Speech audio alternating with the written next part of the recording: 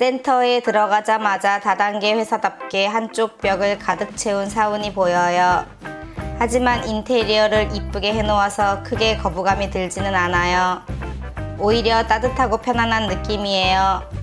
그때 누군가 제 이름을 부르며 아는 척을 해요. 교회 언니 친구분인가 봐요. 일단 커피를 준다며 앉으라고 해요. 인테리어 덕분인지 그냥 카페에서 만난 기분이에요. 커피를 타온 교회 언니 친구분은 잘 오셨다고 저를 엄청 반갑게 맞이해줘요. 대접받는 느낌이 들어서 기분이 좋아요. 교회 언니 친구분은 자신을 편하게 정다운 팀장이라고 부르래요.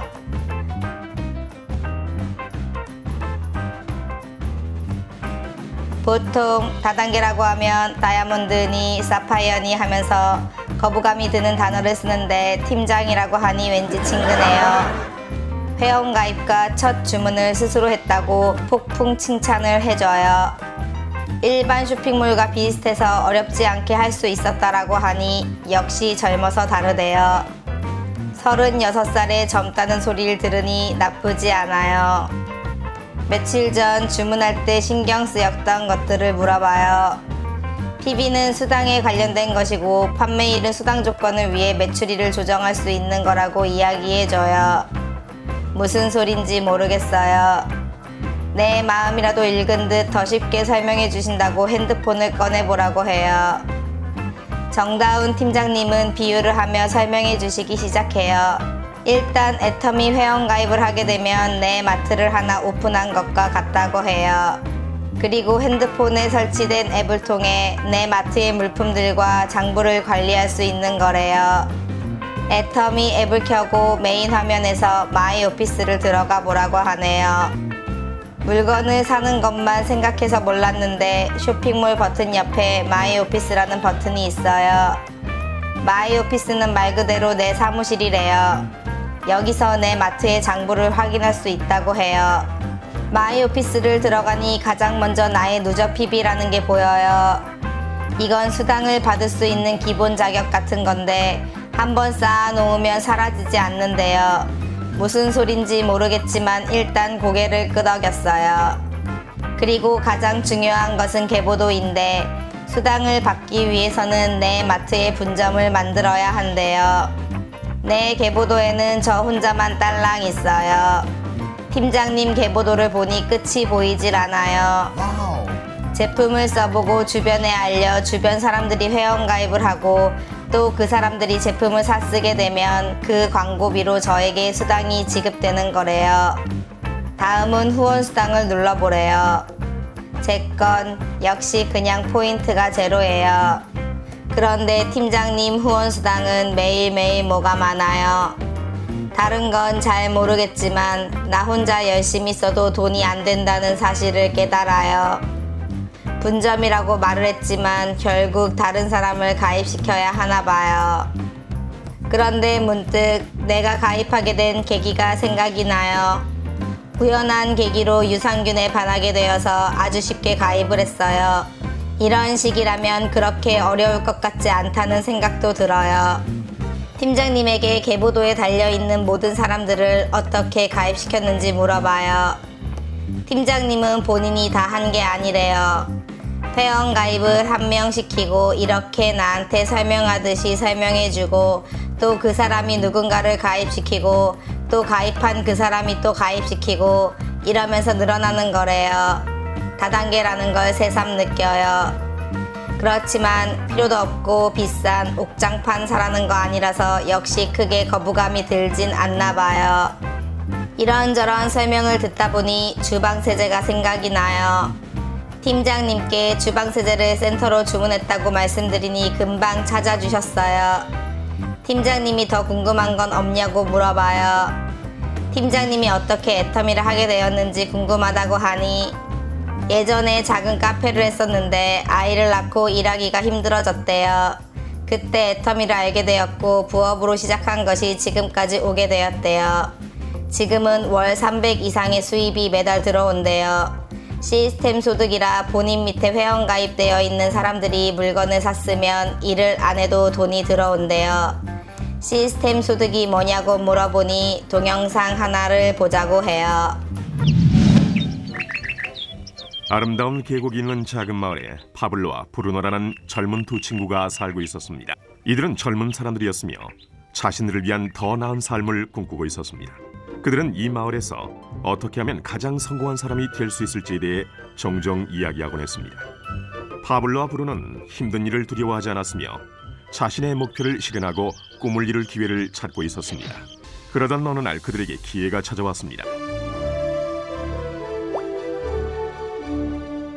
이 마을의 이장이 마을을 가로질러 있는 산 위에 있는 샘에서 샘물을 길어 마을로 실어 나르기 위해 2명을 고용하기로 결정했던 것입니다. 젊은 두 사람은 마을로 배달되는 샘물의 양에 따라 돈을 받기로 했습니다. 브루노와 파블로는 열정적으로 일에 임했습니다. 매일 아침부터 저녁까지 브루노와 파블로는 양동이를 가져가서 샘에서 물을 길었습니다. 그리고 물을 지고 마을로 돌아오면서 열심히 일했죠. 밤에는 그날 받은 임금을 가지고 집으로 돌아왔습니다. 브루노는 자신의 일과 자신이 번 돈에 만족했습니다. 그는 이 일로 꿈을 이루었다고 확신했습니다. 브루노는 자신의 임금을 올리기 위해 한 번에 더 많은 물을 담을 수 있는 더 큰 양동이를 사용해야겠다고 생각했죠.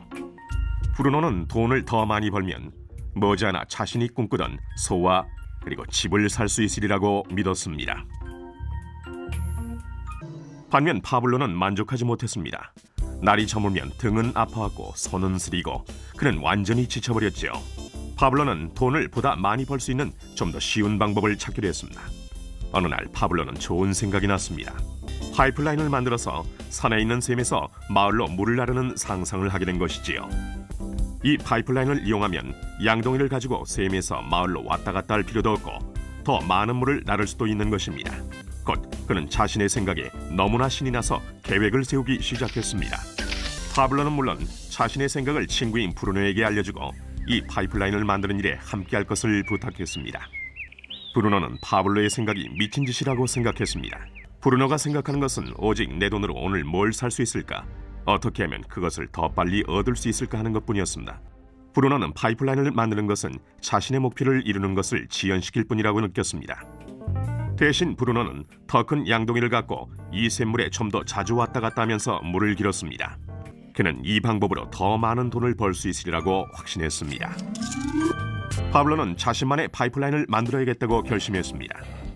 그는 파이프라인을 만드는 것이 쉽지 않다는 것과 이걸 완성하기까지 많은 시간이 걸린다는 것을 알고 있었습니다. 파블로는 이것이 완성되기까지 몇 년이 걸릴 것이라는 사실을 알고 있었습니다. 하지만 그는 자신의 목표에 마음을 정했습니다. 매일 그는 전과 같이 일하고 물을 날랐습니다. 하지만 주말이나 쉬는 시간에는 열심히 돌이 많은 땅을 파서 파이프라인을 만들어갔지요. 첫 달에 사람들은 파블로가 해놓은 것을 봤습니다. 브루노와 마을 사람들은 비웃으면서 그를 놀려댔습니다. 사람들은 파블로를 파이프라인맨이라고 불렀죠. 이 기간 동안 브루노의 수입은 2배가 됐습니다. 그는 벌써 소와 더 큰 집을 샀답니다. 라이프 스타일도 바뀌었죠. 브루노는 일을 마치고 돌아오면 물을 날라서 힘들게 번 돈으로 술집에 가서 즐겼답니다. 하지만 브루노는 매일 그 무거운 양동이를 지고 다니기에는 등이 굽기 시작했다는 사실을 깨닫지 못했습니다. 그의 얼굴은 수척해졌고 몸은 피곤했습니다. 곧 그는 몸이 약해져서 점점 더 적은 물을 나를 수밖에 없게 됐습니다. 파블로는 한 달, 2달 계속 일했습니다. 곧 한 해가 지나고 이듬해가 됐습니다. 마침내 파블로는 파이프라인을 완성했습니다. 이제 파블로는 양동이를 지는 것 대신 그의 파이프라인을 사용해서 물을 마을로 날랐습니다. 파블로는 그전보다도 더 많은 돈을 벌게 됐습니다. 물은 계속해서 마을로 흘러들어왔지요. 파블로가 일하지 않는 동안에도 그가 잠을 자고 음식을 먹는 동안에도 물은 흘렀습니다. 파블로는 행복했으며 자신의 안목과 인내력과 노력에 자부심을 느꼈습니다. 이제 그의 수입은 파이프라인을 통해 물이 흐르는 동안 계속 흘러들어왔습니다.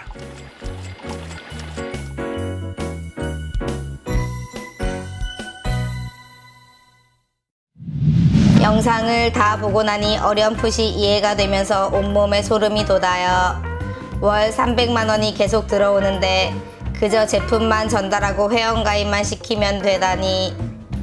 4명의 아들들의 얼굴이 머릿속을 스치고 지나가요.